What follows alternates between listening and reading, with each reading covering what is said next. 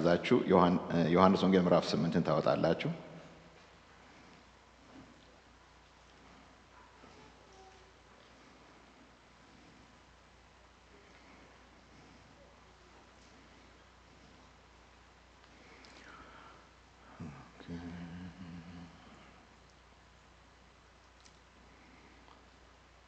ጌታ ይባርካችሁ። አንዴ ቆመን እናነበው ለእግዚአብሔር ቃል ክብር። ዮሐንስ ወንጌል ምዕራፍ 8ን ቁጥር 32 እና 36 ነው የምናነበው።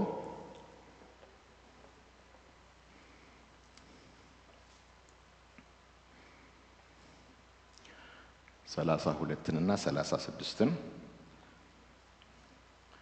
እውነትንም ታውቃላችሁ፣ እውነትም አርነት ያወጣችኋል። ቁጥር 36 እንግዲህ ልጁ አርነት ቢያወጣችሁ በእውነት አርነት ትወጣላችሁ። አንዴ ደግመን እናነበው። ጌታ ኢየሱስ ምን አለ? ያመኑትን አይሁዶች ነው የተናገራቸው። እናንተ በቃሌ ብትኖሩ ነው ያላቸው። ቃሉን ወደ ኋላ ስንመለከተው እውነትን ታውቃላችሁ፣ እውነትም አርነት ያወጣችኋል። እንግዲህ ልጁ አርነት ቢያወጣችሁ በእውነት አርነት ትወጣላችሁ። እንጸልያለን። ጌታ ሆይ እናመሰግንሃለን። አርነታችን አንተ ነህ፣ ነፃነታችን አንተ ነህ። ጌታ ሆይ ነፃ መሆን ከውስጥ ወደ ውጭ የሆነ ነፃነት ካንተ ጋር ብቻ ይገኛል። ዓለም ላዩን ሰዎችን ጌታ እግዚአብሔር ሆይ ነፃ ናችሁ ትላቸዋለች። ውስጥ ግን ብዙ ችግር አለ፣ ብዙ ጩኸት አለ፣ ብዙ ቀንበር አለ፣ ብዙ ስራት አለ። ነገር ግን ያንተ ነፃነት ግን ሁለንተናችንን ይፈውሳል። በክርስቶስ ስላገኘነው ነፃነት ስምህ ይባረክ። እናመሰግንሃለን ዛሬ መንፈስ ቅዱስ አርነታችን። እናመሰግንሃለን ዛሬ በዚህ ቃል ስለምትባርከን፣ ስለምታጽናናን፣ ስለምትፈውሰን፣ ሙሉ ስለምታረገን። ጌታ እግዚአብሔር ሆይ አስተዋልኩ ከሽማግሌዎች ይልቅ ካስተማሩኝ ይልቅ ጌታ እግዚአብሔር ሆይ አስተዋልኩ እንዳለ ሁሉ ዛሬ እኔ ከምናገረው የበለጠ መንፈስ ቅዱስ ሕዝብህን እንዲያስተምር እንዲያስተውል በኢየሱስ ክርስቶስ ስም ጸልያለሁ። ክብር ላንተ ይሁን። አሜን አሜን። ጌታ ይባርካችሁ። ቁጭ በሉ። ዛሬ የምሰብከው ነፃነትን ነው፣ አርነትን በክርስቶስ ኢየሱስ ያገኘነው ነፃነት ነው። በክርስቶስ የወረስነው ነፃነት ነው። ክርስቶስ ለኛ ስለሞተ ወደኛ የመጣውን ነፃነት ነው የምናገረው እና ጌታ ይረዳኛል። ከእግዚአብሔር ቃል ላይ በስፋት እናያለን። ማለት በስፋት ስላችሁ በቃ እይታችንን አስፍተን እናየዋለን፣ እንቀበለዋለንም ወደ ህይወታችን ቃሉ ለኛ ስለሆነ ጌታ ይባረክ እና ጌታ ኢየሱስ ክርስቶስ እውነትን ታውቃላችሁ አላቸው ደቀ መዛሙርቶቹን ወይም ተከታዮቹን ተማሪዎቹን። እውነትን ታውቃላችሁ፣ እውነት አርነት ያወጣችኋል። እንግዲህ ልጁ ወይም ኢየሱስ አርነት ቢያወጣችሁ በእውነት አርነት ትወጣላችሁ። አሜን አሜን። ጌታ የተባረከ ይሁን። ስለዚህ ስለ ነፃነት ነው ዛሬ ትልቁ አርዕስታችንና አርነትን ጌታ ኢየሱስ ክርስቶስ ለደቀ መዛሙርቶቹ ሲነግራቸው እውነት አርነት ያወጣችኋል አላላቸው። እውነትን ማወቅ ነው አርነት የሚያወጣው። እውነትን ልንናገረው እንችላለን፣ እውነትን ልናውቅም እንችላለን። ነገር ግን ያ ያወቅነው የሰማነው የተረዳነው እውነት በህይወታችን አፕላይ ካልሆነ ነፃነቱ የለም። አሁን ዶክተር ጋር ሄዳችሁ አሁን ዶክተር ህመማችሁን አየ እና መድኃኒት አዘዘላችሁ። ፋርማሲ ሄዳችሁ ገዛችሁ መድኃኒቱን፣ ወደ ቤታችሁ ወሰዳችሁ፣ መድኃኒቱን አስቀመጣችሁት። ዶክተሩ በቀን 3 ይወሰዱ ብሎ ባትወስዱትስ? ዶክተር ጋር መሄዳችሁ ፋርማሲ ሄዳችሁ መግዛታችሁና ቤታችሁ ማስቀመጣችሁ ያን መድኃኒት ነፃ ያረጋችሁ። ለዛ ለተባለው ነገራችሁ ትክክለኛ አፕሊኬሽኑ ያስፈልጋል። ልክ እንደዛ ማለት ነው። ጌታ ኢየሱስ ክርስቶስ የሱ ተከታዮች ደቀ መዝሙር ይባላሉ። እስቲ ደቀ መዝሙር በሉ። ደቀ መዝሙር ማለት የማይመረቅ ተማሪ ነው። የማይመረቅ ተማሪ ማለትም ደርሻለሁ የማይል አውቄያለሁ የማይል አሁንም አስተምረኝ፣ አሁንም ተናገረኝ።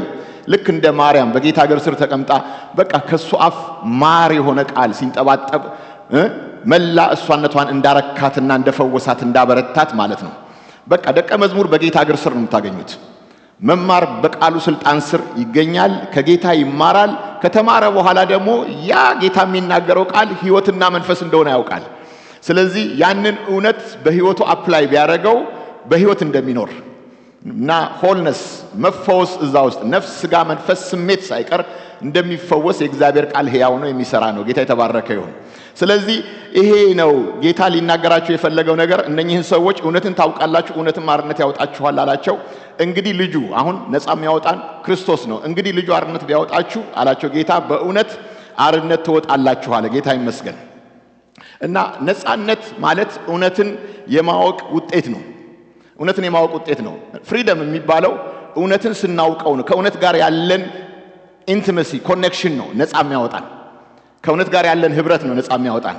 እና ያ አንድ ሰው እውነቱን ካላገኘው ከእውነት ጋር ትክክለኛ የሆነ ግንኙነት ከሌለው ስቲል ፍለጋ ውስጥ ነው ያለው፣ ወይም ደግሞ ስቲል አለማወቅ ውስጥ ነው። ባለፈው በተለይ ሰባኪዎችም ደጋግሞ ሲሰብኩን እዚህ ቦታ እንሰማለን፣ እኛም እንሰብከዋለን። ህዝቤ ዕውቀትን ስላጣ ምን ሆነ ነው የሚለው እግዚአብሔር ቃል። ህዝቡን ዕውቀትን ስላጣ ምን ሆነ? ጠፋ ነው የሚለው ቃሉ። ገብቷቸዋል ነገሩ። እና ዕውቀት ማጣት ራሱ በረከት አይደለም፣ ጥፋት ነው የሚለው እግዚአብሔር ቃል። አላወቅኩም ነበር። አሁን እዚህ ካናዳ መንግስት ውስጥ አሁን ልዩ ልዩ ህጎች አሏቸው። አንድ ህግን ብትጥሱ እና ፖሊስ ቢይዛችሁ፣ በቅርብ ጊዜ ነው ወደ ካናዳ የገባሁትን አላወቅኩም ነበር ትሉታላችሁ። በዚህ ምድር ህግ መኖር አለባችሁ። ምድሩን እስከረገጣችሁ ድረስ ከዛን ሰዓት ጀምሮ በዚህ ህግ መኖር አለባችሁ። ህጉን መተላለፍ ራሱ ሊያስቀጣችሁ ይችላል፣ ወይም ደግሞ አንዳንድ እርምጃ ሊያስወስድባችሁ ይችላል። አሁን እግዚአብሔር አምላክ አሁን ቃሉን ስላልሰማችሁ ትቀሰፋላችሁ አይለንም። ነገር ግን ለማወቅ መራብ፣ ለማወቅ መጠማት፣ ባወቅነው ልክ ደግሞ ፈውሳችንም እንደዚሁ ነው። ጌታ ስሙ የተባረከ ይሁን። በረከታችንም እንደዚሁ ነው የሚቀጥለው። ጌታን ባወቅነው ቁጥር፣ በቀረብነው ቁጥር፣ ወደ ቃሉ ህልውት ውስጥ በገባን ቁጥር፣ ቃሉ ሁለመናችንን በወሰደው ቁጥር እኛ ውስጥ ሆልነስን እየሰራ ነው፣ ሙሉነትን እየሰራ ነው የሚሄደው። ጌታ ይመስገን። ከክብር ወደ ክብር ጌታ ይመስገን። ስለዚህ አንድ ሰው እውነትን ካላወቀ ገና እየፈለገ ነው ማለትም በእውነት ፈውስ ፈላጊ ከሆነ ነፃነትን ፈላጊ ከሆነ በመፈለግ ላይ ነው። ካገኘው ግን ተፈወሰ። ጌታ ይባረክ። እና እዚህ ላይ ጌታ ኢየሱስ ክርስቶስ ሲናገራቸው እውነትን ታውቃላችሁ እውነትም አርነት ያወጣችኋል ብሎ ሲናገራቸው ነገሮቹ ሰዎቹ ደቀ መዛሙርት ናቸው። ግን እንዴት ነው ነፃ ትወጣለህ የምትለው? እኛ እኮ የአብርሃም ዘር ነን፣ ባሪያዎች ሆነንም አናውቅም አሉ። አያቸው አሁን ከጌታ ጋር የሚነታረኩት ወይም የሚከራከሩት ነገር እኛ የአብርሃም ዘር ነን፣ ባሪያ ሆነን አናውቅም፣ ነፃ ሰዎች ነን። ታውቃላችሁ እቺ ዓለም ሰውን ነፃ የምትለው ውጫዊ ገጽታ እያሳየች ነው አይደለም? ለምሳሌም አሁን ዛሬ ጥሩ ልብስ ለብሳችሁ ብትታዩ አምሮብሃል፣ አምሮብሻል ነው የሚባለው። እና ዓለም አሁን ውጪ ነገራችን እያየች ታደንቃለች። በእግዚአብሔር አይን ደግሞ የሚገርማችሁ ነገር ጌታ አመረብህ የሚለን ከውስጥ ወደ ውጭ እያየ ነው። ውስጣችን ሰላም፣ ደስታ፣ ፍቅር፣ መጽናናት፣ ፈውስ ሲገባ የውስጥ ፈውሳችን ወደ ውጭ ይወጣል። ልክ እንደ መሐሊ መልኬ ጥቁር ነው ውስጤ ግን ውብ ነው እንዳለችው ማለት ነው። ውበት የእግዚአብሔር ውበት የሚጀምረው ከውስጥ ነው። ዳግም የተፈጠረው ሰው እውነተኛ ውበቱ ያለው ውስጥ ነው። ውስጣችንን ጌታ ካገኘውና ከፈወሰው ያ ፈውሳችን ወደ ውጫችንም ወጥቶ ማንም ያየዋል። ጌታ ስሙ የተባረከ ይሁን። ይሄንን ነው የምንመለከተው። እነኚህ ሰዎች ባሪያዎች ሆነን አናውቅም፣ እንዴት ነው ባሪያዎች በቃ ነፃ ትወጣላችሁ የምትለን ብለው ይጠይቁታል። እነኚህ ሰዎች በታሪክ ብታዩዋቸው ባሪያዎች ነበሩ። የግብፅ ባሪያ አልነበሩም እንደ አባቶቻቸው 400 ዓመት 4 ትውልድ ረስተውታል። ሆነን አናውቅም አሉ። ከሱ በኋላስ እንደገና የባቢሎን 70 ዓመት ባሪያ አልነበሩም እንዴ? አባቶቻቸው ረስተውታል እሱ ነው። ከዛ በኋላ ሜዶ ፐርሺን የነሱም ባሪያ አልነበሩም እንዴ? የፋርስና የሜዶን። ከሱስ በኋላ የግሪኮችስ ባሪያ አልነበሩም? ከዛ በኋላስ ኢየሱስ በነበረበት ዘመን ደግሞ ሮማዎች እየገዟቸው አይደለም እንዴ ያሉት? ባሪያዎች እኮ ነበሩ እኮ ቅኝ ግዛት ውስጥ ነበር የነበሩት። ግን አይደለንም አሉ። እና ከሁሉ በላይ ደግሞ ትልቁ ባርነት ደግሞ ኃጢአት የሚባለው ነገር ነው። ተውት፣ ይሄ በሰው መገዛቱ በስጋ ትገዛላችሁ። ኮሎኒ ስንሆን የሚገዙን በስጋ ነው፣ የሚጨቁኑን በስጋ ነው። ከሱ ደግሞ የከፋው ደግሞ ወደ ዘላለም ሞት የሚወስደው በእግዚአብሔር ፍርድ ወደ ሲኦል የሚከተው ኃጢአት የሚባል ደግሞ ነገር አለ። ኃጢአቱስ ራሱ ባርነት አይደለም እንዴ? እና ጌታ ሊናገራቸው የፈለገው አሁን ሁለንተናን የሚፈውስ እውነተኛ ነፃነት በክርስቶስ ይገኛል። ጌታ ስሙ የተባረከ ይሁን። እና ይሄንን ነው ሊናገራቸው የፈለገው። ጌታ ይመስገን። እውነቱን ታውቃላችሁ፣ እውነትም ነፃ ያወጣችኋል አላቸው ይላል። እና በጊዜው የሃይማኖት ሰዎች ለነፃነታቸው የሚደክሙት ድካም የሚሰሩት ስራ ነበረ። ማለትም በቃ ዕለት ዕለት እንደ ሪቹዋል አድርገው የሚሰሩት ስርዓት አላቸው፣ ባህል አላቸው፣ ወግ አላቸው፣ ራሳቸው የፈጠሩት ህግም አላቸው ከእግዚአብሔር ያልመጣ። እነሱ ግን ለመጽደቅ ያበቃናል ብለው ያመኑባቸው አንዳንድ ነገሮች አሏቸው። አሁን በእግዚአብሔር ፊት ተቀባይነት እንዲያገኙ እግዚአብሔር እንዲቀበላቸውና እንዲያጸድቃቸው ጻድቅ ናችሁ እንዲላቸው ሽር ጉድ የሚሉበት ነገር አላቸው። ነገር ግን እነኛ ነገሮች ግን ውጫዊ ነፃነት እንጂ ውስጣዊውን ነገር አይሰጥም። የእግዚአብሔር አፕሩቫል የለበትም። በሰው ዘንድ ግን ይታያሉ፣ እንደዛ ሆኖ ይታያሉ። ነፃ ይመስላሉ፣ ግን ነፃ አይደሉም። እና ጌታ እነኚህን ሰዎች ነው ወደ እውነተኛ ነፃነት። ወገኖቼ በጌታ በኢየሱስ ክርስቶስ ፍቅር የተጠራ ነው ለነፃነት ነው። አሜን አሜን። ጎናችሁ ያለውን አንድ ሁለት ሰው ለነፃነት ጠርቶሃል ኢየሱስ በሉት። ጌታ ይባርካችሁ።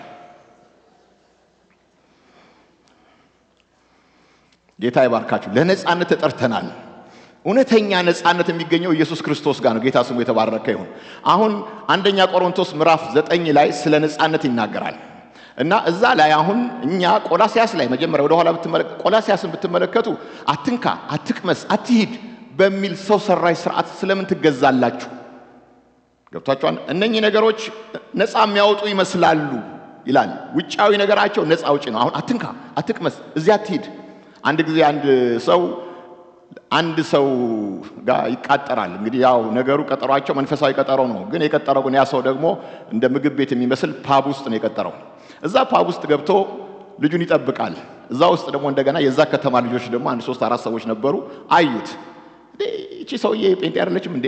እዚህ ምን ታረጋለች አሉ። ገብቷችኋል ነገሩ ምላችሁ? እና እዛ ቤት መግባት ማለት እግዚአብሔር ይቀስፋል እንደማለት ጭምር በቃ አይደለም። ፓብ ገብታችሁ ፓብ ብትገቡ ምንድነው? እና እዛ ሰውየውን ጠበቀ፣ መሰከረ፣ ጨረሰ። በኋላም እንደገና ወጣ እና ሄደ። ከዛ በኋላ ወሬው ቸርች ደረሰ። ከሱ ቀድሞ ትላንትና መጠጥ ቤት ነበረ እንትና ተብሎ ተወራለት ማለት ነው። እና ይሄ አስቸጋሪ ነው። አትቅመስ፣ አትንካ፣ አትሂድ። ይሄ ነፃነት አይደለም በእግዚአብሔር አይን። ይሄ ምንም ገባችሁ አልገባችሁ እኔ እዛ ሂዱ እያልኳችሁ አይደለም። አሁን እንደው ተረዱኝ። እኔ ፓብ ሂዱ እያልኳችሁ አይደለም። ግን ይሄ መንካት፣ መቅመስ፣ መሄድ እንዴት ከእንትና ጋር አብረህ ትሄዳለህ? ለምሳሌ ከተማ ውስጥ አሁን ፓስተሩ ከአንድ ሰው ጋር ሲሄድ ቢታይ እንዴት ከሱ ጋር ይሄዳል? ያ ሰው እኮ ክፉ ሰው እኮ ነው።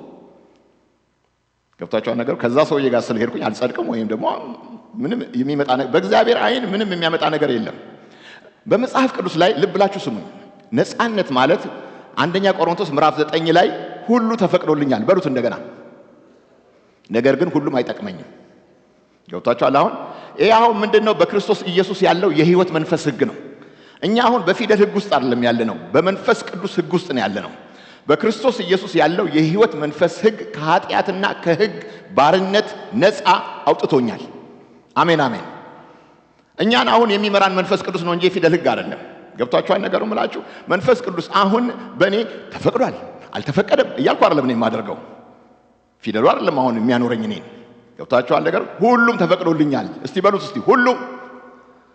ግን ሁሉም አይጠቅማችሁማ። እናንተ እኮ ከእግዚአብሔር ጋር የምትኖሩ በመንፈስ የምትመሩ የእግዚአብሔር ልጆች ናችሁ። መንፈስ ቅዱስ የሚመራችሁ ሰዎች ናችሁ። ሁሉ ቢፈቀድላችሁም ሁሉንም አናግበሰብሰውም እና ዲሰርን የምናደርግበት አቅም አለን። ይሄ ነገር ስለማይጠቅመኝ አልፈልገውም። እግዚአብሔር ስለከለከለኝ አይደለም፣ ስለማይጠቅመኝ ነው። ሁሉ ተፈቅዶልኛል፣ ነገር ግን ሁሉም አያንጸኝም። ይሄ መንፈስ ህግ ነው። አያችሁ፣ ህይወቴን የማያንጽ ነገር ከሆነ ጥሩ ነገር እንኳን ቢመስል እንኳን ታውቃላችሁ፣ አንዳንድ ጊዜ ቴሌቪዥን ላይ ተቀምጬ 3 ሰዓት ሙሉ ቀመጥና እግዚአብሔር ቴሌቪዥን አትያላለኝ። ግን እንደ መንፈሳዊ ሰው ሳስበው ግን 30 ደቂቃ ማልጸልየው ሰውዬ 3 ሰዓት ቴሌቪዥን ያለው ወይም 3 ሰዓት ጋጀቴን ከፍቼ እዛ ላይ በመንፈስ ህግ ስመለከተው እንዴ ለእግዚአብሔር ጊዜ የሌለኝ ሰውዬ ሀውካም ለዚህ ለምናምኑ እንዴት ነው እንደዚህ ጊዜ ልቤን የሰጠሁት? እግዚአብሔር ስለሚቀስፈኝ አይደለም፣ በመንፈስ ሕግ ስለምመራ ነው እንጂ ሴልፎን መንካት ኃጢአት ነው አልተባልኩም። እኔ ስለማይጠቅመኝ ስለማያንጸኝ እንደገናም ደግሞ ለእግዚአብሔር ክብር ስላልሆነ። ሶስተኛው ጳውሎስ ሲናገር ሁሉም ተፈቅዶልኛል፣ ነገር ግን ደግሞ ለእግዚአብሔር ክብር አይደለም። እግዚአብሔርን የማያከብር ነገር ከሆነ አልተከለከልኩም፣ ግን አባቴን የማያከብር ነገር እግዚአብሔርን ስለምወደው አልፈልገውም። ማን ከልክሎኝ? መንፈስ ቅዱስ ስለሚመራኝ፣ የነጻነት መንፈስ ስለሚመራኝ። እሺ ሁሉም ተፈቅዶልኛል፣ ነገር ግን ደግሞ ይላል ደግሞ አሁን ወንድሜ የሚሰናከልብኝ ከሆነ አላደርገውም። ስለ ፍቅር ብዬ መብቴንም እከለክለዋለሁ። መብት አለኝ እኮ ምንም ነገር ላረግ መብት አለኝ። ግን እኔ የራሴ ብቻ አይደለሁም፣ እኔ የአካሉ ነኝ። እኔ ለሌላው ወንድም ገና ላልዳነው ወንድምም እዚህ ምድር ላይ አምባሳደር ነኝ፣ መልእክተኛ ነኝ። ስለዚህ በመንፈስ ሕግ ውስጥ ስመለከተው እንዴ ወንድሜን የሚያሰናክል ከሆነ በፍቅር አልተመላለስኩም፣ ስለዚህም አላደርገውም። አሁን ፊደሉ ነው የከለከለኝ ወይም እግዚአብሔር ነው የከለከለኝ? አይደለም። በክርስቶስ ኢየሱስ ያለው የሕይወት መንፈስ ሕግ ነው። ከኃጢአትና ከሞት ነፃ አውጥቶኛል። አሜን አሜን። ባካችሁ ምን ያህል ገብቷችኋል? ይሄ ነፃ የሚያወጣ ቃል ነው። ጌታ የተባረከ ይሁን። እና በቃ የተወደደ እግዚአብሔር ልጅ ይሄ ተፈቅዶልኛል፣ ይሄ አልተፈቀደልኝም፣ ይሄ ልክ ነው፣ ይሄ ልክ አይደለም እንዴ? መጽሐፍ ቅዱስ ላይ እኮ ያልተጻፈስ፣ ለምሳሌ ሲጋራ ማጨስ አልተጻፈም እዚህ ላይ። እሺ ናስ አሁን ላጨስ ተፈቅዶልኛል፣ ግን አይጠቅመኝም፣ አያንጸኝም፣ ለእግዚአብሔር ክብርም አይሆንም። ወንድሜን ስለምን አሰናክለዋለሁኝ? በነገራችን ላይ የሰባኪ ንጉሥ የተባለው ማን ነው? ስፐርጅን ጌታን ከተቀበለ በኋላ ለ17 ዓመት እንደ ባቡር ትልቁን ፒፓ ይዞ እንዲህ እያጨሰ ቡል ቡል ቡል እያደረገ ነበር። ሰብኮ ወጥቶ እንደገና ቡል ቡል ቡል ቡል ፒፓውን ቡል ይሄ ወፍራሙን ሲጋራ ይዞ ቡል ቡል ቡል ለመላቀቅ እፈልጋለሁ አለ። አልቻልኩም አለ።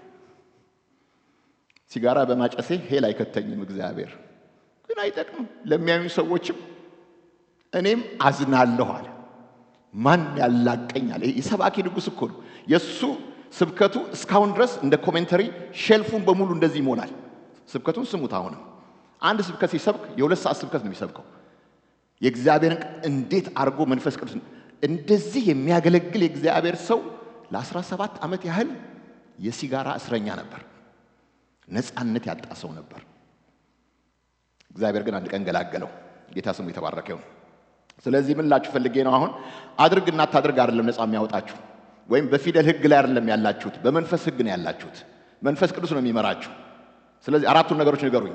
ተፈቅዷል ግን አይጠቅመኝም፣ ተፈቅዷል ግን አያንጸኝም፣ ተፈቅዷል ግን ለእግዚአብሔር ክብር ካልሆነ ይቅር፣ ተፈቅዷል ግን ወንድሜን የማሰናክለው ከሆነ ይቅርብኝ። አይገርማችሁም? ሊበርታችሁ የእናንተ ነፃነት ያለው እዚህ ውስጥ ነው። በቃ ጌታን የምትወዱ የእግዚአብሔር ልጆች ከሆናችሁ ነፃነታችሁ ያለው እዚህ ውስጥ ነው። በመንፈስ ቅዱስ ሕግ ውስጥ ነው ያላችሁት። ጌታ የተባረከ ይሁን። በሚረዳን በእግዚአብሔር እጅ ጌታ ይመስገን። መጽሐፍ ቅዱስ ሲናገር በነፃነት ልንኖር ክርስቶስ ነፃነትን አወጣን ይላል። እንግዲህ ጸንታችሁ ቁሙ፣ ዳግመኛ በባርነት ቀንበር አትያዙ። አሁን ክርስቶስ ኢየሱስ ነፃ ያወጣን ሰዎች ነን። ምን ለመሆን? በነፃነት ለመኖር እና ክርስቶስ ነፃ ወጥቷችኋል ዳግም ይላል። እንደገና ነፃ የወጣው ሰውዬ የዓለም ቀንበር እንዲጫነብህ አትግባ። እዛ ውስጥ ነፃ ሰው ነው እና ዳግመኛ፣ እስቲ ዳግመኛ በሉ፣ ወደ ኋላ አትመለሱ ብሎ የእግዚአብሔር ቃል ይናገራል። ጌታ ይመስገን። እና ነፃ የወጣንባቸው ነገሮች ምን ምን ናቸው ብለን ብንመለከት በጣም ደስ ይላል። ጌታ የተባረከ ይሁን። እና እግዚአብሔር ነፃ ናችሁ ብሎ ሲናገረን በመጀመሪያ ነፃ የወጣነው ከኃጢአት ባርነት ነው። ከምን ባርነት? ከኃጢአት ባርነት ነፃ ወጥተናል። ጌታ ይባረክ።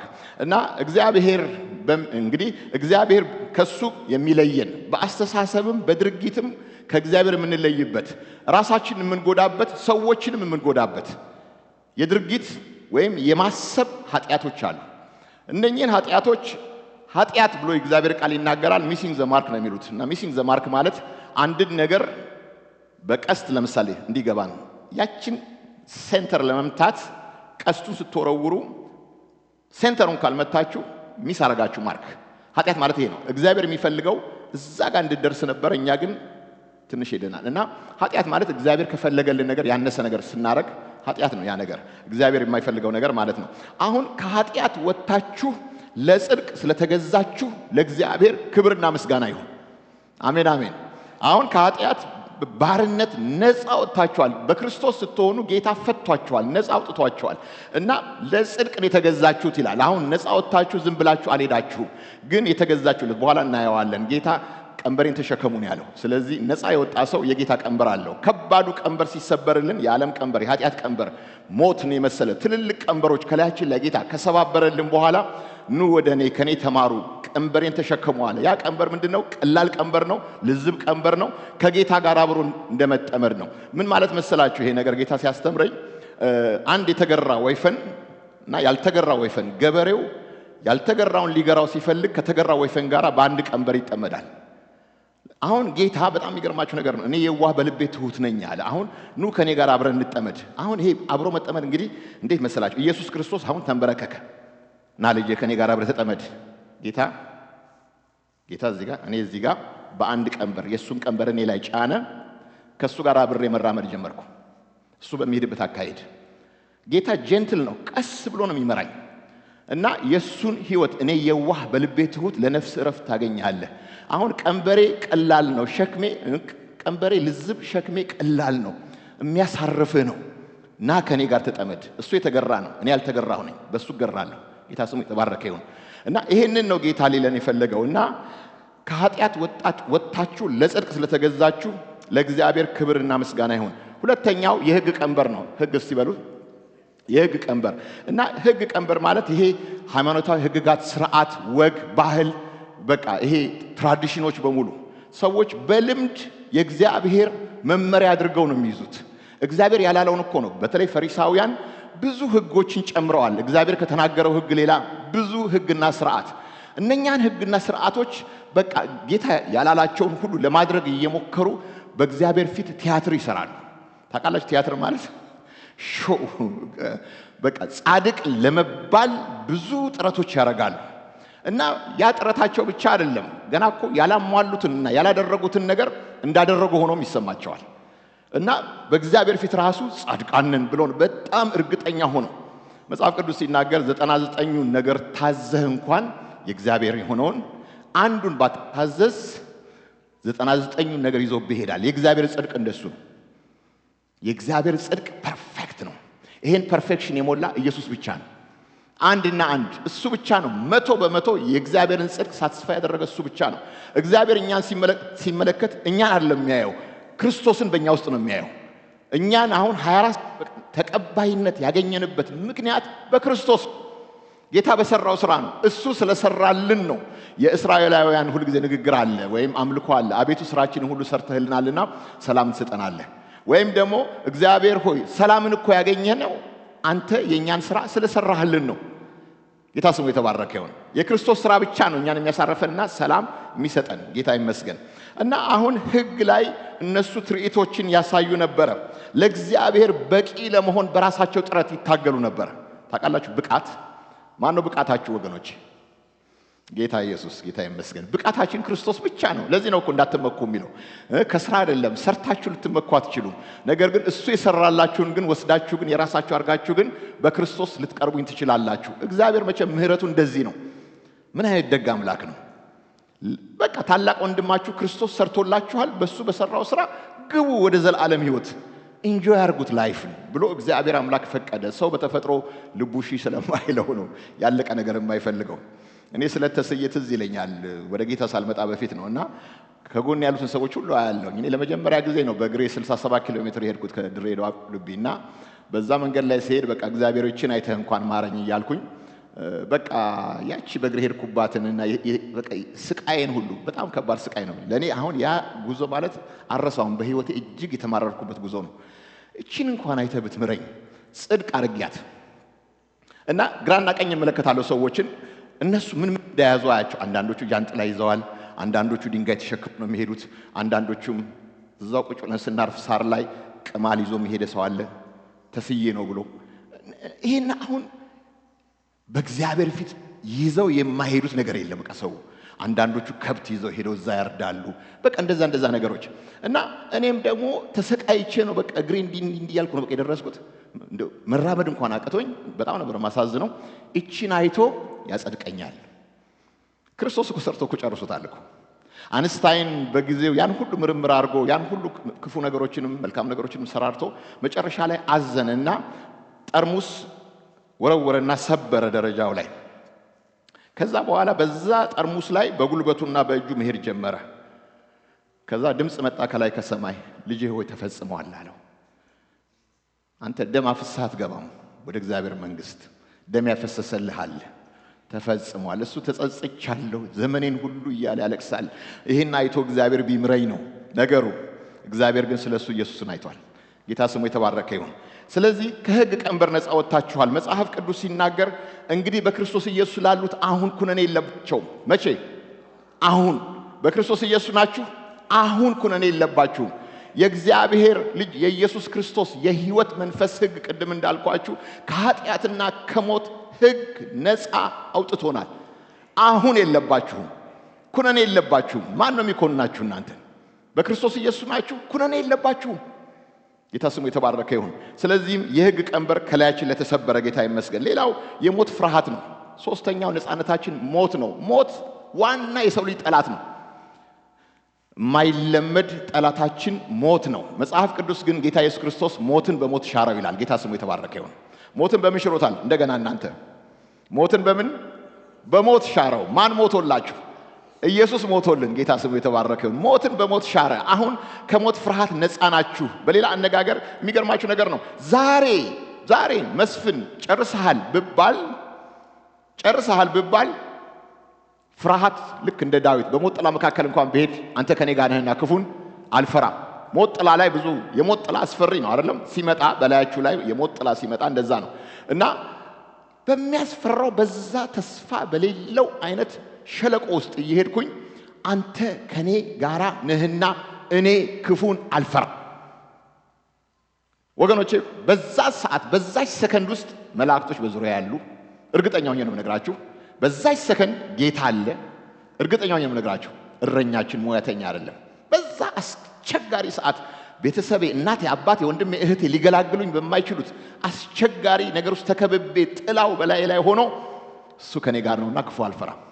ትላንትና ስለ እስጢፋኖስ ተምረናል። ጌታ ስሙ የተባረከ ይሁን። እስጢፋኖስ ያ ሁሉ ወጋሪ እየወገረው ኢየሱስን ቆሞ አየዋለሁ ይላል። አየዋለሁ። ጌታ ስሙ የተባረከ ይሁን። ሞቶ ያልቀረ ጌታ ኢየሱስ ክርስቶስ አለ በሕይወት። ጌታ ስሙ የተባረከ ይሁን። የት ሄዶ ኢየሱስ? ሞት የሚያስፈራራችሁ አሁን ከዚህ በኋላ ብዙዎቻችሁ አውቃለሁኝ የሞት ፍርሃት እንዳለባችሁ። እንኳን ሞት ፍርሃት አለ ብርጭቆ ሲወድቅባችሁ ልትሉ ሰዎች አላችሁ። ከጀርባ ሰው ነካ ቢያረጋችሁ ፌንት የምታረጉም አላችሁ አይደል? እና እንደዛ ነገሮች አሉ። ግን ጻድቅ እንደ አንበሳ ደቦል ያለ ፍርሃት ይኖራል። ጌታ ስሙ የተባረከ ይሁን። አያችሁ እናንተ ጻድቃን ናችሁ። ጌታ የተባረከ ይሁን። ታውቃላችሁ በቃ አንበሳ እንዴት ነው? አንበሳ ኮሽ ሲልበት ምንድን ነው? በቃ ረጋ ብሎ አይደለም? ጌታ ይባርክ ዞሩ ላይ ያዋል። እንደዛ ናችሁ። ጌታ ይመስገን። የሞት ፍርሃት የለብንም። ጌታ ይባረክ። እና ሌላው ኩነኔ ትልቁ የሰው ልጅ ጠላት ነው። በዚህ ምድር እስካላችሁ ድረስ ኮናኝ አለባችሁ። የምትኮነኑት አንደኛ በህሊና ህግ ነው። በህሊና ህግ ውስጥ ራሳችሁን ትኮንናላችሁ። አንዳንድ ጊዜ ሰው ራሱን ይቅር የማይልበት ጊዜ አለ። በቃ ይሄ ነገር አለብኝ፣ ይሄ ሁሉ ባለ ዕዳ ነኝ ብለው ራሳቸውን እንደዛ። አንድ ጊዜ አንዷ እዚህ ላይ እንኳን ባላወራው ደስ ይለኛል፣ ግን አንድ መጥፎ ነገር አደረገችና ካደረገች በኋላ ታለቅሳለች። ፓስተሯ ጋር ሄዳ ማልቀስ ጀመረች እና ፓስተሯ ኢቭን እንባሽ ይመሰክራል፣ አንቺ ሴት ተጸጽተሻል፣ ጌታ ይቅር ብሎሻል ይላታል። ይሄንን አድርጌ ትላለች እሷ። በቃ ደጋግማ አሁንም ያስረዳታል። የኢየሱስ ክርስቶስ ደም ከኃጢአት ሁሉ ያነጻል። ከዛ እሺ ትልና ይጸለይላትና እንደገና ገና እልፍ ይሄንን ያረገችውን ነገር ደግማ በቃ ራሷን ይቅር ማለት አልቻለችም። በኋላ በጣም ሲቸገር ይሄ ፓስተር ይዟት ወደ አንድ ባህር ዳር ይዟት ሄደ እና ሁለት ድንጋይ በቀኝና በግራ እጇ ሲያዘት፣ አንደኛው ድንጋይ ትልቅ ድንጋይ ነው፣ አንደኛው ድንጋይ ደግሞ ትንሽ ነገር ነች እና መጀመሪያ አላት ትንሹን ጣዩ አይኗን ጨፍና ነው። ትንሹን ለቀቀችው። ምን ሰማሽ አላት። ድንጋዩ ውሃ ውስጥ ሲገባ ድምፁ እንዴት ነበር? ትንሽ ድምፅ ነው የሰማሁት አለች። እሺ አሁን ደግሞ ትልቁን ድንጋይ ደግሞ እንደገና ደግሞ ጨፍኛ አይንሽን አላት። ጣይው አላት። ጣለችው። ዋጭ አለ። ሰማ። አዎ ውሃ ውስጥ ገብቷል። ምንድነው ግን ከዛኛው ጋር ያለው ልዩነት? ድምጻቸው ነው የሚለያየው። ያኛው ትንሽ ጭኝ ያለው፣ ይሄኛው ደግሞ ቦጭ ነው ያለው። በጌታ ኢየሱስ ክርስቶስ ደም ውስጥ ምንጭ ይበል ቦጭም ይበል ሰምጧል። ጌታ ይባረክ። ገብቷቸዋል ነገር። አንዳንዱ ኃጢአት ትልቅ ኃጢአት ነው፣ ብዙ ይናገራል። አንዳንዱ ደግሞ ትንሽ ኃጢአት ነው፣ ትንሽ ይናገራል። ግን እውነተኛ ኮንፌሽን ከናንተ ጋር ካለ ጌታ ሆይ በድያለሁ ካላችሁት ጭ ያለችውም ቦጭም ያለውም ጌታ ይባረክ። እና ህሊናችሁ ላይ ባለ ዕዳ መሆን የለባችሁም። ዋጋ ተከፍሎበታል ነፃነታችሁ። ጌታ የተባረከ ይሁን። ሲንሰር የሆነ እውነተኛ ንስሐ ገብታችሁ ከሆነ የምትኮነኑበት ምንም ምክንያት የለም። ጌታ ስሙ የተባረከ ይሁን። በክርስቶስ ኢየሱስ ለሆኑት አሁን ኮነን የለባቸው። መጽሐፍ ቅዱስ ሲናገር ሮሜ 8:1 ላይ በኢየሱስ ክርስቶስ ለሆኑት ልብ ብላችሁ ስሙን። አሁን ምን የለባቸው? ኩነኔ የለባቸው። ስለዚህ ይሄ አሁን የሚለው ቃል ነገ አይደለም፣ ከነገ ወዲያ እግዚአብሔር የዛሬ ወር አይደለም ይቅር የሚላችሁ፣ አሁን ይቅር ተብላችኋል። ጌታ የተባረከ ይሁን። ይሄንን ነው የምትወስዱት። እና ምን ልበላችሁ መሰላችሁ? ይሄንን ሐሳብ በደንብ አድርገን ለመያዝ ኩነኔ የለብንም ብለን ስንል የመለኮት አዋጅ ማብራሪያ ነው። ይሄ በቃ አስረግጠን መለኮት ያወጀው አዋጅ ነው። አሁን እኔ ለእናንተ ብነግራችሁ በክርስቶስ ኢየሱስ ለሆናችሁት አሁን ኩነኔ የለባችሁም። አዋጅ ሲታወጅ እንዴት ነው? በአዋጅ መልክ ስሙት። አንድ አዋጅ እንዴት ነው ሲነገር? እኛ ድሮ ኢትዮጵያ ውስጥ አዋጅ ሲነገር እሰማለሁኝ እና እነኛ አዋጆች ሲነገሩ ከኋላ በቃ በልዩ ልዩ አዋጅ በመሳሪያ ይታጀባል፣ በሙዚቃ ድድን ድድን ድድን ምንድነው አዋጅ ምናምን ሊታወጅ ነው ምናምን። ከዛ አዋጅ ይላል። ከዛ በኋላ እሺ አዋጅ፣ ከዛ በኋላ ምን እንዲህ ነገር ለማስፈጸም አዋጅ ወጥቷል። አሁን እዚህ ላይ አሁን ይሄ አዋጅ ሲነገር በክርስቶስ ኢየሱስ ለሆናችሁት አሁን ኩነኔ የለባችሁ። ጌታ የተባረከ ይሁን። አሁን ኩነኔ የሚኮንናችሁ ሰይጣን ራሳችሁን ይቅር ብትሉም ወይም ደግሞ ሌላው ሰው ቢኮንናችሁ ባይኮንናችሁ ከዛ ሁሉ ይልቅ ዋናው ኮናኝ ራሱ ሰይጣን ነው። ሌትና ቀን ወንድሞችን የሚከስ ከሳሽ ይባላል። ሌትና ቀን ጠዋትም ማታም እረፍት የሌለው እንኳን ግራውንድ አግኝቶባችሁ አይደለም ባይኖርባችሁም እንኳን ፎልስሊ አኪዩዝ ያደርጋቸዋል። ዓላማው ትልቅ ርዕስ ነው ያለው፣ ከእግዚአብሔር እናንተን ማውጣት ነው። ከሶ ገዝግዞ መጨረሻ ላይ ዲስኳሊፋይ ናችሁ ብሏችሁ እግዚአብሔርና ፊቱን እንዳትፈልጉ ለእግዚአብሔር እሱም ጀርባውን እንደሰጠ እናንተም ጀርባ ሰጥታችሁ እንድትሄዱ። ክስ ዋናው ዓላማ ከእግዚአብሔር ማራቅ ነው። በነገራችን ላይ ለማን ነው የሚከሰን? ሰይጣን የሚከሰን ለእግዚአብሔር ለአባታችን ነው። ማን ነው ጠበቃችን? ጌታ ኢየሱስ ክርስቶስ ነው የማይረታው። የሚገርማችሁ ነገር ክርስቶስ ጠበቃ የሆነው አባቴ ዳኛ ሆኖ ይሄ ውሸታም የውሸት አባት እውነቱን እንኳን ቢናገርም ለጽድቅ የማይቆረቆር ገብቷቸዋል። ነገር እምላችሁ አንዳንድ ነገሮች ወደ እናንተ ጋር ሲመጡ አንዳንድ ሰዎች ለእግዚአብሔር ቀንተው የሚያደርጉ ሰዎች አሉ። ጌታ ይባርካቸው። ገብቷቸዋል። ነገሩ አንዳንድ ነገሮች ልክ አይደሉም የሚሉ ሰዎች አሉ። እነኛ ሰዎች አሁን እናንተን ሲቆጡና ሲገስጹ ወይም ከእናንተ ጋር በዛ እውነት ላይ ሲነጋገሩ ከኋላው ነገር የለውም፣ ግን እናንተን ስለሚወዱና ወደ እግዚአብሔር ለመመለስ ነው። ሰይጣን እኮ ሊመልሳችሁ እኮ አይደለም፣ ጀርባ ሰጥታችሁ እንድትሄዱ እኮ ነው የሚያደርጋችሁ። አለመብቃታችሁን እያወጃችሁ ታውቃላችሁ። ለምጻም ሰው ለምጽ ሲገኝበት ለምጻም ነኝ እያለ እየጮኸ ከሰፈሩ ከመንደሩ መሸሽ አለበት። ቤተሰቦቹ እየሰሙ ሁለተኛ ወደ ቤቱም አይገባትም፣ ወደ መቅደስም አይገባትም። ለምጻም ነው። ስለዚህ ለምጹን እያሳየ እየጮኸ ለምጻም ነኝ። አቶ አስፋው ይቅርታ ግን አቶ እንትና ለምጻም ናቸው ተብሎ ከሰፈር እስኪባረሩ ድረስ ሁለተኛ ሰው ሁሉ ሰምቷል። በቃ እኛ ሰውዬ ወደዛ ስፍራ አይገቡ፣ ከከተማ ውጭ ነው የሚገኙት። ሰይጣን ሐሳቡ እንደዚህ ነው፣ ከሰፈር ውጭ ነው የሚያደርገን የሚምረው ክርስቶስ እስኪመጣ ድረስ። ጌታ የተባረከ ይሁን። ስለዚህም አዋጅ ነው፣ የምህረት አዋጅ ነው። ሌላው ትልቁ ጠላታችሁ ሰይጣን ነው። ከሰይጣን ነፃ ወጥታችኋል። ከማን?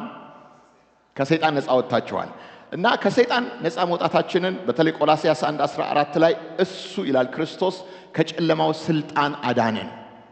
በሉት እንደገና፣ ክርስቶስ ከጨለማው ስልጣን አዳነን። ጌታ ይባረክ። ቤዛነትን እርሱም የኃጢአት ስርየት ወዳገኘንበት ወደ ፍቅሩ ልጅ መንግስት አፈለሰን ብሎ ይናገራል። እና ከጨለማው ስልጣን አዳነን፣ ከሰይጣን ነፃ ነን። መጽሐፍ ቅዱስ ምን ይላል መሰላችሁ? በእኛ ላይ ያለውን የሚቃወመንን በትእዛዛት የተጻፈውን የሕግ ጽሑፍ ደመሰሰው። ታውቃላችሁ፣ በእኛ ላይ የተጻፈ የሕግ ጽሑፍ አለ፣ የትእዛዝ ጽሕፈት። ይውላችሁ ሕጉን ካላደረጋችሁት በደለኛ ናችሁ። ሕጉ እኮ ጻድቅት ነች፣ ንጽሕት ነች፣ በጎ ነች ነው የሚለው። ሕጉ እኮ ፐርፌክት እኮ ነው እኮ። እግዚአብሔር ሲናገር ሕግን ምንም የጎደለው ነገር የለም፣ እንከን የለበትም። ሕጉ መጥፎ አይደለም። ግን ሰው ስጋ ለባሽ ነው። ስጋ ለባሽ ደግሞ ደካማ ነው። ደካማ ሰው ሕግን መፈጸም አይችልም። እግዚአብሔር ሲፈጥረን ደካሞች ነን። እስቲ ደካሞች ነን በሉ። አንተ ብረት አልተባልክም። አንተ ደካማ ሸክም የከበደ ና ወደ እኔ ያሳርፍሃለሁ። ስለዚህ እግዚአብሔር እንኳን ራሱ እንኳን ደካማ መሆንክን ያውቃል። ሲፈጥር ፍጥረታችንን ያውቃል። ደካማ ነህ አንተ። ስለዚህ በእግዚአብሔር ፊት ለምንድን ነው ሕጉን ፈጽሜያለሁ ብለን ኩርት የምንልበት? እግዚአብሔር እንደማንፈጽም እያወቅን ለምንድን ልካችንን የማናውቀው? አዳኝ ያስፈልገናል። በቂ አይደለሁም፣ እኔ በቂ አይደለሁም፣ ብቃት ግን አለኝ በክርስቶስ። የእግዚአብሔር ጽድቅ ውስጥ ልገባ የምችለው በራሴ ችሎታ አይደለም፣ በክርስቶስ ችሎታ ነው።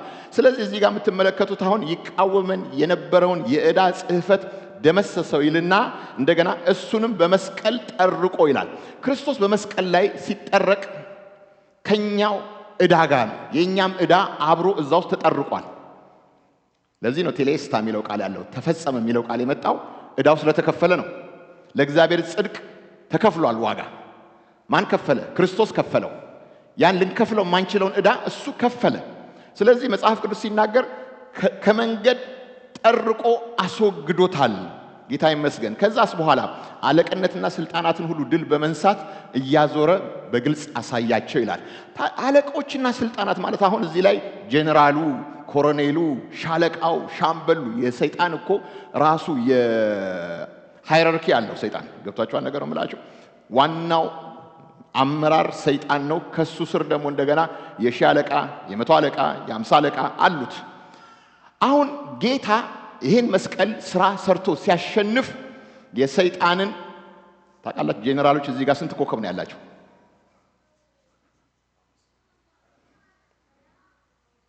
ጄኔራሎች እዚህ ላይ ኮከብ አላቸው። ብዙዎቻችሁ ግን ተራ ወታደሮች ስለሆናችሁ አታውቁትም። አራት ነው አይደለም? አራት ነው። ፊልድ ማርሻል ሲሆኑ አምስት ይሆናላቸው። እንደዛ ነው ባለሳሳት፣ እንደዛ ነው። አሁን ሲሸነፍ ሰይጣን ጌታ ኢየሱስ ክርስቶስ መጥቶ ያንን ቆረጠው እና ሲቆረጥ ምን ሆነ መሰላችሁ? ሰይጣን ጄኔራሉ ተራ ወታደር ነው የሆነው። ተራ ወታደር ማለት ታውቃላችሁ፣ ምንም ስልጣን የሌለው እባቡን ጊንጡን ትረግጡ ዘንድ ስልጣንን ሰጠኋችሁ። ምንም በጠላት ላይ ስልጣን ሰጥቻችኋለሁ ካለ በኋላ የሚጎዳችሁ አንዳች ነገር የለም። ለምንድን ነው የማንጎዳው በዚህ ክፉ? ምክንያቱም ማዕረጉን ተወስዶበታል። ገብቷችኋል? አንድ ሰባኪ ጥሩ አድርጎ ተናገረው። በቃ ይላል፣ ነገር ግን ጥርስ የለውም። ገብቷችኋል ነገር እምላችሁ? ሊናከስ ይመጣል፣ ግን ጥርስ የለውም፣ ድድ ነው። እግዚአብሔር አርግፎታል፣ ኃይሉን ሰብሮታል። ስለዚህ መጽሐፍ ቅዱስ ሲናገር አሁን የተሸነፈ አውሬ ነው ከኛ ጋር የሚጣላው። አሁን ይሄን ስላችሁ አሁን ሰይጣን ምንም ኃይል የለውም እያልኳችሁ አይደለም። ሰይጣንን ወገኖቼ ካታለላችሁ ስልጣን አለ። ብኩርናችሁን ካቃለላችሁ ስልጣን አለው በእናንተ ላይ።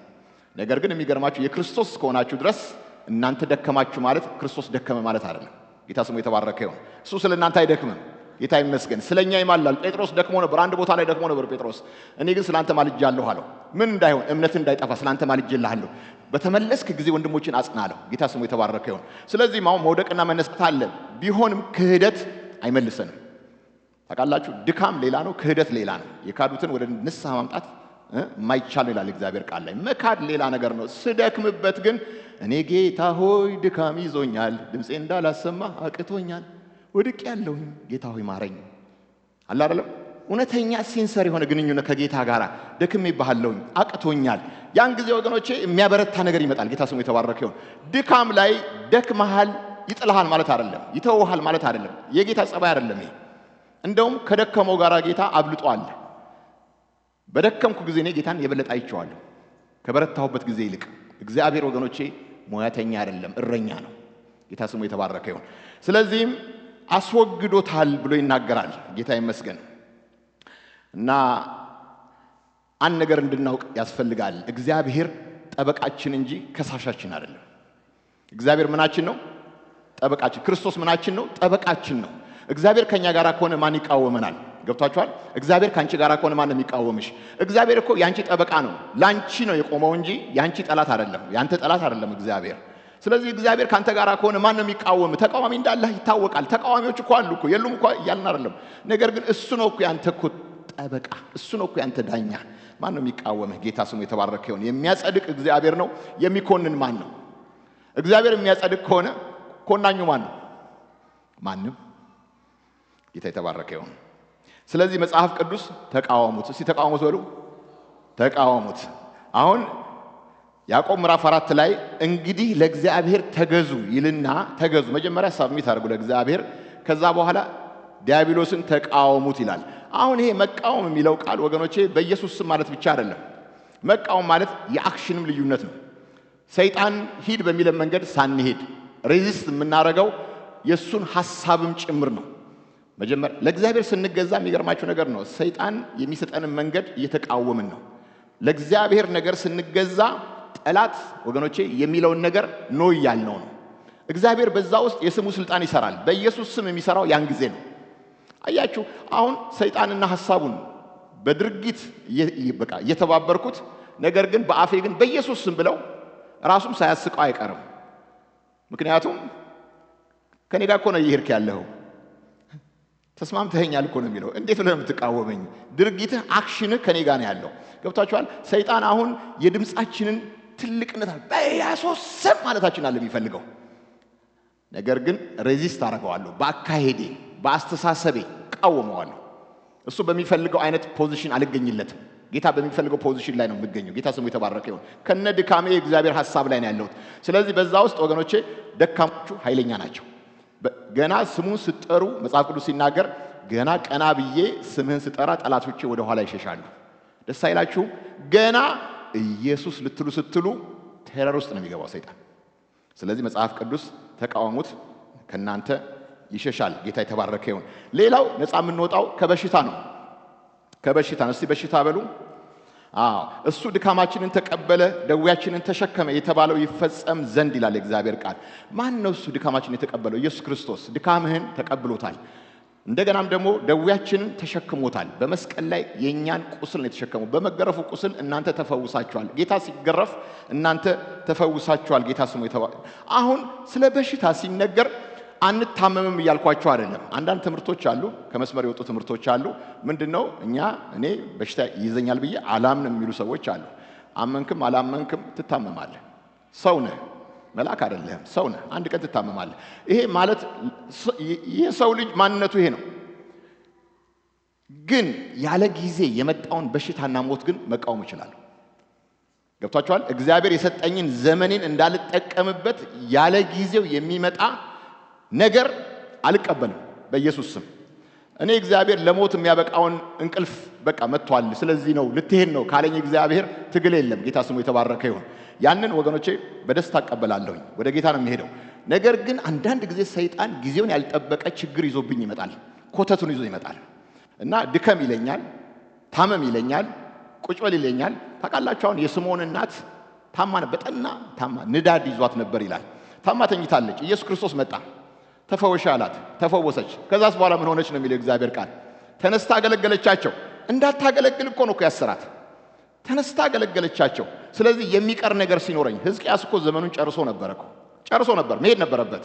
ነገር ግን እንዴት ነው የሚሄደው? ጌታ እግዚአብሔር መቅደስህን ከፍቼ ሌዋውያን ወደ ስራቸው መልሼ አንተ እንድትመለክ አድርጌ እግዚአብሔር ውለታው እያለው እኮ አለ። እንዴት ትገለኛለህ ብሎ ስቅስቅ ብሎ አለቀሰ። እንደገና ነቢዩን መልሶ ላከውና 15 ዓመት ጨምሬልሃለሁ አለው። አንቡት መጽሐፍ ቅዱስን። ለምን ተጨመረለት ነው የምትሉት? ለምን ተጨመረለት? መቅደሱን አስበረበረ። እንደገናም ከዛ በኋላ የሰራው ነገር በሙሉ ማይመች ነገር፣ እግዚአብሔርን የሚያሳዝን ነገር ነው። ምን ነው ያኔ ስራውን በጥሩ ጨርሶ በሄደ ነው የሚያሰኝ ነገር ነው። ምላችሁ ፈልጋለሁ መሰላችሁ? ምድር ላይ እግዚአብሔር ያልጨረሰው ስራ ካለ መኖር አለብን። በተለይ መጽሐፍ ቅዱስ ሲናገር የተናገርኩን እስካደርግልህ ድረስ አልተውህም ይላል ዘፍጥረት 25 ላይ። ምክንያቱም ጌታ በህይወቴ አረጋዋለሁ ያለው ነገር አለ። ያ ነገር ሳይፈጸም እኔ አልሞትም፣ በህይወት እኖራለሁ። ገና የእግዚአብሔርን ድንቅ ገና አያለሁኝ። እና አለጊዜው የሚመጣባችሁ በሽታና አለጊዜው የሚመጣውን መቅሰፍት፣ አለጊዜው የሚመጣውን ችግር፣ የጠላትን ኮተት ሁሉ ለማባረር ፈውስን ለመጥራት መብት አላችሁ። የእግዚአብሔር ሰዎች መብት አላችሁ። ስለዚህ ከናንተ ማንም የታመመ ቢኖር የቤተ ክርስቲያን ሽማግሌዎችን ይጥራ፣ እነሱም ደግሞ በጌታ ዘይት ቀብተው ይጸልዩለት ይላል። ዘይት ማለት ራሱ ከመንፈስ ቅዱስ ጋር ኮኔክሽኑ ነው። ዘይቱ ይፈውሳል ማለት አይደለም። እና ዘይት ቀብተው ይጸልዩለት፣ የእምነት ጸሎት ድዊውን ያድናል ብሎ ይናገራል። ጌታም ያስነሳዋል፣ ኃጢአት ሰርቶም እንደሆነ ይሰረይለታል። ጌታ ይመስገን። ስለዚህ በሽታ ሲመጣ፣ ችግር ሲመጣ የጌታን የፈውስ ኢንቫይሮንመንቱን መጥራት ያስፈልጋል። የጌታን መገኘት፣ ለዛ ጉዳይ መልስ የሆነውን የእግዚአብሔርን ካቦድ መፈለግና መጥራት፣ በዛ ውስጥ እኛም ራሳችን በእምነት መቅረብ ያስፈልጋል። ጌታ ስሙ የተባረከ ይሁን። ጌታም ያደርጋል ይሄንን። ምክንያቱም ደዌያችንን ተቀበለ፣ ህመማችንን ተሸከመ ካለ በኋላ በሱ ቁስል እኛ ተፈወስን። በጌታ ቁስል እኛ ተፈውሰናል። ጌታ ስሙ የተባረከ ይሁን። አሁን አንድ ነገር እንድታስቡ ፈልጋለሁ። ጌታ ፈዋሻችን ነው። በሉት እንደገና፣ ጌታ ፈዋሻችን ነው። ያህዌ ራፋ። ያህዌ ራፋ ማለት ራሱ የእግዚአብሔር ስሙ ፈውስ ነው። በቃ የእግዚአብሔር ስም ኢየሱስ ስትሉ ስሙ ፈውስ ነው። እግዚአብሔር ስትሉ ስሙ ፈውስ ነው። እኔ ፈዋሽ አምላክ ነኝ፣ የግብፅን በሽታ ባንተ ላይ አላመጣም አለ እግዚአብሔር። ቤተክርስቲያን ወገኖቼ የእግዚአብሔርን ፈውስ ለመጠየቅ ቦልድ ነው መሆን ያለባት። በጣም ቦልድ መሆን አለብን። እግዚአብሔር ፈዋሼ ነው። ምን ጥያቄ ያለው? ፈዋሼ ነው። ክርስቶስ በመስቀል ላይ ተመታው ላይ አይደለም እንዴ? ያ 39 ጅራፍ ጫፉ ላይ እንደ ዛጎል ብረት አድርገው በጠፍሩ ላይ አንድ አለንጋ ጀርባው ላይ ሲያርፍ ስጋውን ቦጭቆ የተነሳው ያ 39 ጊዜ ያ ስጋ የተቦጨቀው የጌታዬ የኔ ቁስል ነው፣ የእናንተ ቁስል ነው። እና ይሄንን ወገኖቼ ምንም እንትን አትበሉ። በተለይ አሁን ስለ ፈውስ ሰዎች ብዙ ግራ ተጋብተናል። ግን የልጆች እንጀራ ብሏል ጌታ። ፈውስ የልጆቼ እንጀራ ነው። ታውቃላችሁ፣ እኔ አሁን ልጆቼ ምሳ ብሉ፣ ቁርስ ብሉ እንደምላቸው ቁርሴ ፈውስ ነው፣ ምሳዬ ፈውስ ነው፣ ራቴ ፈውስ ነው። የዕለት እንጀራዬን ዛሬ ስጠኝ ብዬ ስናገር ዛሬ ዳቦ ብቻ አይደለም ቤት የምበላው፣ ጤናዬም ጭምር ነው። መለኮታዊ ጤንነት መብቴ ነው። እኔ ጌታ ኢየሱስን አመሰግናለሁ። ይሄውና መቼም ታበይ ካትበሉኝ ፕሊዝ፣ በጌታ ፍቅር ነው የምናገረው። እና 35 ዓመት በጌታ ቤት ውስጥ ትርፍ አንጀት ብቻ ነው ይወጣልኝ። በመለኮታዊ ፈውስ ውስጥ ነው ያለሁት። እኔ እግዚአብሔርን ከልብ አመሰግናለሁ። አንድ ጊዜ ሐኪም ቤት ገብቻለሁ ለዕለቷ አፔንዲክሷን ለማውጣት። እሷም ትርፍ ስለነበረች ነው መሰለኝ ትርፍ አንጀቷን ነው ያወጧት። በቃ ከጌታ በፊት ወደ ኋላ ስመለከተው በሽተኛ ነበርኩ። እኔ አስታውሳለሁ ጌታ ሆይ ውሰደኝ አልኩበት ጊዜ በቃ ውሰደኝ ማለት ጤንነት የለኝም። ብዙ ነገር መብላት አልችልም። እየሸተተኝ እንኳን ራሱ እናደዳለሁ። ና ብላ ስባል በቃ ውጡልኝ ነው የምለው በቃ። ምክንያቱም ብበላ እጄን ከትቼ አወጣዋለሁ። የዛን ያህል ችግር በቃ እግዚአብሔር ሆይ ለምን አትወስደኝም? ደግሞ ጌታን እኮ አላውቀውም እኮ ለምን አትወስደኝም እላለሁ። እግዚአብሔር ሆይ በቃ። ግን ኢየሱሴ ከመጣበት ጊዜ ጀምሮ አቤት ምህረቱ በቃ። ጤንነት ቀላል ገንዘብ እንዳይመስላችሁ ውድ ነገር ነው። እኔ ብዙ ማቃቸውና መወዳቸው እኔ በተለይ አንድ ጓደኛዬ በቅርብ ጊዜም ኢትዮጵያ አግኝቼዋለሁ። የሚጣል ገንዘብ ነው ያለው። ስንት ነገር ያለው ሰው ነው። እኛን ቆሞ ያበላናል። እሱ መብላት አይችልም። ምን ታረገዋለህ ይላል። ሁሉ ነገር አለኝ ግን ምን ታረገዋለህ? ኢየሱስን ተቀበል። አንድ ቀን መቀበል አይቀርም ይለኛል። እንዴት ልቤን እንደሚበላው አንድ ቀን እቀበል ይሆናል። ኧረ ስለ ኢየሱስ በቃ እኔ እሱ ላይ ጌታን ተቀበለ ሲባል ለመስማት ያለኝ ጉጉት ሁሉ ነገር አለው። የሚጣል ነገር ነው ያለው። እንደውም በቀደም ለታ እንደውም አንዳንድ ነገሮች በሚያሳዝን ሁኔታ በቃ አንዳንድ ነገር እኮ አለኝ ለምን አትወስደውም አለኝ። ኖ እኔ ለእኔ ደስ አሰኛለሁ ካልከኝ ጌታን ተቀበል፣ ኢየሱስን ውሰደው። በቃ ያ የኔ ደስታ ነው። አንድ ቀን አይቀርም። ታውቃላችሁ ጌታን አመስግኑላችሁ ፈልጌ ነው። ይሄ ቅድም ፎር ግራንትድ ያለው ሮሲ ቀላል ነገር እንዳይመስላችሁ። በቃ መሸነጋ መብታችን ነው የሚመስለን። እንደዚህ ጥሩ አየር ስንተነፍስ ሳምባችን ጥሩ ሲሰራ በቃ ሲሰማን ነፃነት ውስጣችን በቃ የሚሰማን ጉልበትና ኃይል ጌታ እግዚአብሔር ሆይ አቤት ኃይሌ እግዚአብሔር ነው። ጌታ ሆይ ስለ ጤና አመሰግንሃለሁ። እግዚአብሔር ወገኖች የመለኮታዊ ፈውስ ይስጣችሁ። እግዚአብሔር ይፈውሳችሁ። እኔ ፈዋሽ አምላካችሁ ነኝ ያህዌ ራፋ አለ እግዚአብሔር አምላክ። አሁን ያቺ ሴት ሄደችና ታግላ የጌታን የልብስ ዘርፍ ነካች፣ ኃይል ወጣ። ምን አላት ኢየሱስ ክርስቶስ? አንቺ ሴት እምነትሽ አድኖሻል ካላት በኋላ በሰላም ሂጂ ከህመምሽም ተፈወሽ። አይገርምም? እቺ ሴት በቃ ሁሉን ነገር አውጥታለች፣ ገንዘቧን ጨርሳለች፣ ለዶክተር ሰጥታለች። በቃ እንደዚህ መጨረሻ ላይ ምንም ነገር ሁሉ ነገር አልቋል። ጌታ ኢየሱስ በሷ በር በኩል አለፈ። መቼም ጌታ የሱ ኮቴ አጋጣሚ እንዳትሉ፣ አጋጣሚ የሚባል ነገር ኢየሱስ ጋር የለም። ሁሉም ነገር በጊዜው ነው። ለዚህ ሴት ነው በዛ በኩል ያለፈው፣ እርግጠኛ ነኝ። ብዙ ሰው እየተጋፋው ነው ያለው። ሴት ግን ከቤቷ ወጥታ ያ ሁሉ ሰው እየተጋፋው ደም ይፈሳታል። እንግዲህ እርኩስ ነው የምትባለው። ያን ሁሉ ስድቡን ሁሉ ምናምኑም የፈለጉትን ይበሉ ተጋፍታ እንደምንም የልብሱን ዘርፍ እግሩ ስር ያዘች። ኃይል ወጣ። አያችሁ፣ ፈውስ እንደዚህ ነው። በቃ ፈውስ መብትሽ ነው። በዶክተር ማለቅም ይቻላል። አሳኮ ታሟል፣ በጠና ታሟል። ግን ይሄ የእግዚአብሔር ሰው ግን ባለ መድኃኒት ፈለገ፣ ዶክተር ፈለገ፣ እግዚአብሔርን አልፈለገም ይላል ቃሉ። ቢፈልግ ኖሮ ይፈወስ ነበር ማለት ነው እንደ እግዚአብሔር ቃል ስትመለከቱት።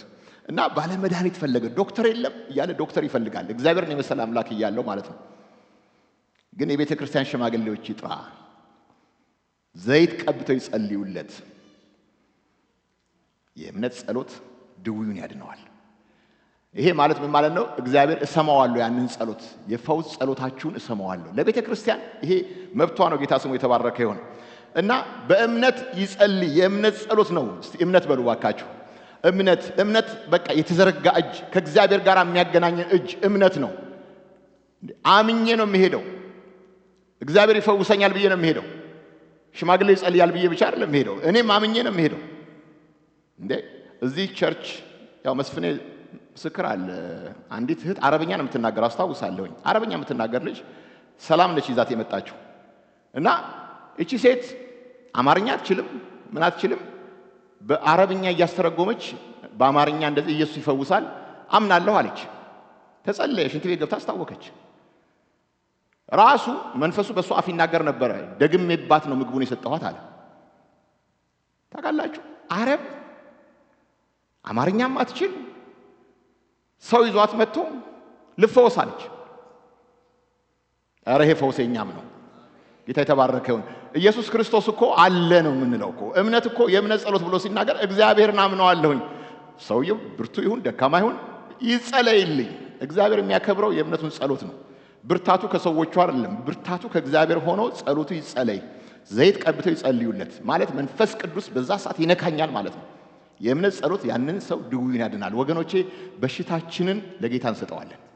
ጌታ ይፈውሰናል። ጌታ ስሙ የተባረከ ይሁን። አሜን አሜን። ጌታ ይባረክ። አሁን ሐሳቤን ጠቅልያለሁ። ነፃ የወጣንበት ዓላማ ለምን ነፃ ወጣችሁ? ይሄን ነገር ሳትሰሙ አትዝጉት። ይሄን ሐሳብ ለምን ነፃ ወጣችሁ?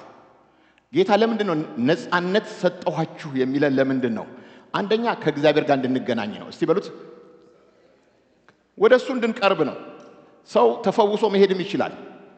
አስታውሳለሁ ፈውሱን ተቀብለው ወደ ጌታ ያልተመለሱ ሰዎች አሉ።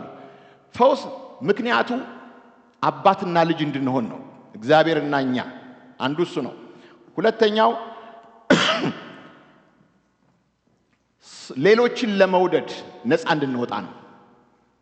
ሌሎችን ለመውደድ ማለትም እኛ ራሳችን እግዚአብሔር እንደወደደን ገብቶን እሱ ነፃ ያወጣን ሌሎችን ሰዎች እንድንወድ ነው። እኔ ምን ልላችሁ ፈልጋለሁ መሰላችሁ? ቤተክርስቲያን የእግዚአብሔር ሰዎች ልብ ብላችሁ ስሙኝ። ቤተክርስቲያን ወገኖቼ ትልቁ የህብረት ቦታ ነው፣ የፍቅር ቦታ ነው። በዚህ ቦታ ላይ እርስ በርሳችን ያለን ፍቅር ራሱ ፈውስ ነው።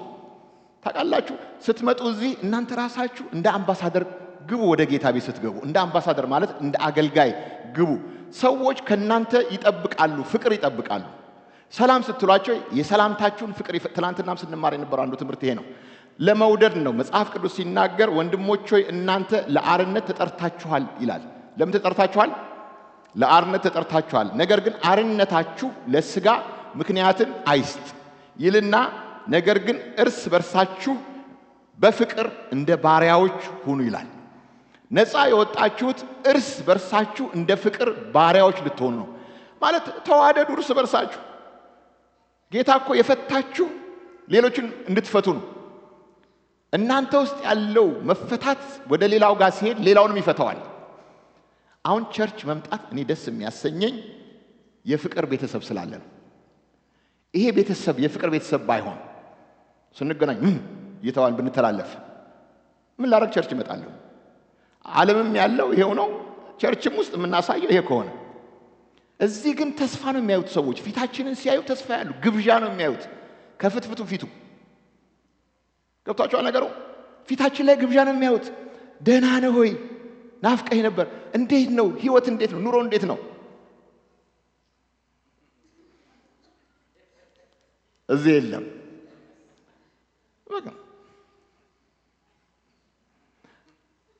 በደንብ እንጂ። ጌታ ኢየሱስ ይባርካችሁ። በቃ ወንድሜ እህቴን አገኘው ብላችሁ አይን ላይ እየታያችሁ ከልብ ተጠያየቁ። እንዴት ናችሁ? ደህና ናችሁ? ህይወት ጥሩ ነው? ታውቃላችሁ ቤታችን ውስጥ ሊኖር ይችላል፣ ስትረሱ ሊኖር ይችላል። እኔ ወደ ቤቴ ብሄድ ሊኖርብኝ ይችላል፣ አንዳንድ ነገሮች ሊኖርብኝ ይችላሉ። ጌታ ምስክር ግን ቸርች ይዤው አልመጣም። በምንም አይነት መንፈስ ቅዱስና እኔ ነኝ እዚህ ጋር ስመጣ። እዚህ ስመጣ እንደ አምባሳደር ነው የምገባው እዚህ ቦታ ላይ። ገብቷችኋል ነገሩን ብላችሁ? የቤቴን ጫጫታ እዚህ ይዤ አላመጣው። ፑልፒት ላይ ይዤው አልመጣም። ነፃ እንደወጣ ሰው ነው የምመጣው። ደግሞ ነፃ ነኝ። ጌታ የተባረከ ይሁን። ይሄንን ጌታ እንደ አምልኮ ነው የሚቀበለው። ለጌታም ለሰዎችም እግዚአብሔርን እወደዋለሁ፣ ወንድሞቼንም እወዳለሁ። ነፃ የወጣሁት ወንድሞቼን እንደወዳቸው ነው።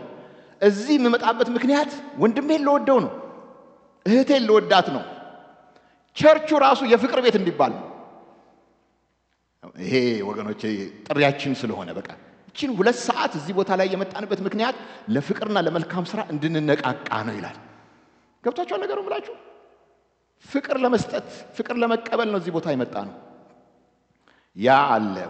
3ኛው ለማገልገል ነው ነፃ ያወጣችሁት፣ እንድታገለግሉት። ምን ያህል መሰላችሁ? ለአርነት ተጠርታችኋል ካለ በኋላ አርነታችሁ ለስጋ ምክንያት አይስጥ ካለ በኋላ ነገር ግን በፍቅር እርስ በርሳችሁ እንደ ባሪያዎች ሁኑ፣ አገልግሉ ማለት ነው። እርስ በርሳችሁ ክርስቶስ ኢየሱስ ወርዶ እግር አይደለም እንዲያጠበው? አይደለም እንዴ? ትልቁ ጌታ እግር አይደለም እንዲያጠበው? ወርዶ አይደለም እንዴ ያገለገለን እኛ? ስለዚህ እኔ አሁን ያንተ ጌታ አይደለሁም፣ እኔ ያንተ ባሪያ ነኝ። ያንተ ባሪያ ነኝ። አንተን ላገለግል ነው እዚህ ቦታ ያለሁት። እናንተም የኔ ጌታ አይደላችሁ፣ እናንተም የኔ ባሪያዎች ናችሁ። ስለ ጌታ መብታችንን ለጌታ ትተን ባካችሁ አሜን በሉ። በፍቅር እናገልግል እርስ በርሳችን። አንድ ቀን እኮ የነገር እኮ ያበቃል እኮ በቃ አንድ ቀን እኮ ያበቃል እኮ አንድ ቀን እኮ በቃ አለ እኮ። እንደ መሰብሰቡ ደግሞ መለያየትም አለ። ስንሄድ ምንድነው ጥለን የምናልፈው? አንዳንድ ሰው መኖሩም አይታወቅም መሄዱም አይታወቅም። ከዚህ ይጠብቃችሁ እግዚአብሔር። ገብቷችኋል? መኖሩ ራሱ ጠቃሚ ነበር። አጎደለችን ባርካን ነበረ። ራሳችሁን ቆጥባችሁ በቃ አይሆንም። ራሳችሁን ሰጣችሁ አገልግሉ። ኮሚቴ ውስጥ የግድ ግቡ እያልኳችሁ ማለት ኮሚቴው ውስጥ ግቡ። ግን ያለ ኮሚቴም ይቻላል ማገልገል፣ ፍቅር መስጠት ይቻላል። ሮሲ እዚህ ሲያዘን ብቻ አይደለም፣ ሂዱና ሰላም ተባባሉ። እሱም ደስ ይላል። ጌታ ኢየሱስ ይባርከው። ሁሉ ጊዜ እቺን ነገር መልመዳችን። ከዚህም ያለፈ ግን መሄድ አለብን። ቸርች ውስጥ አሁን ወደ ታች ስንወርድ ታች የፌሎሺፕ ሰዓት ነው፣ የህብረት ጊዜ ነው። እዛ ህብረት የምናደርግበት ጊዜ ነው። እዛ ቦታ ላይ ስንሄድ አሁን ሰው መርጠን ብቻ አንድ ሰው ብቻ የምናገኝ ከሆነ ልክ አይደላችሁ። ያችን 2 ሰዓት እዚያ አምልከን እዛ ታች ስንወርድ ደግሞ አንድ ስራ እኮ መስራት እኮ አለብን። ስለ ጌታ የጌታን ፍቅር ለሰዎች አካፍላችሁ ሂዱ፣ ባርኳቸው። ታሞ ከሆነ አንዳንድ ሰዎች እጃችሁን ጭናችሁ ጸልዩላቸው፣ እዛም አጽናኗቸው፣ አይዟችሁ በሏቸው። እነኝህን ሰዎች የሚገርማችሁ ነገር እኮ ነው የግድ ፓስተሩ አይደለም የሚጸልይላቸው። እናንተ ራሳችሁ አምባሳደሮች፣ ካህን ናችሁ። የእግዚአብሔር ካህን አምባሳደሮች፣ መንፈስ ቅዱስ ያለባችሁ የእግዚአብሔር አገልጋዮች ናችሁ። ስለዚህ እርስ በርሳችን ቸርች ኃይለኛ ነው የምትሆነው። እርስ በርሳችሁ አገልግሉ።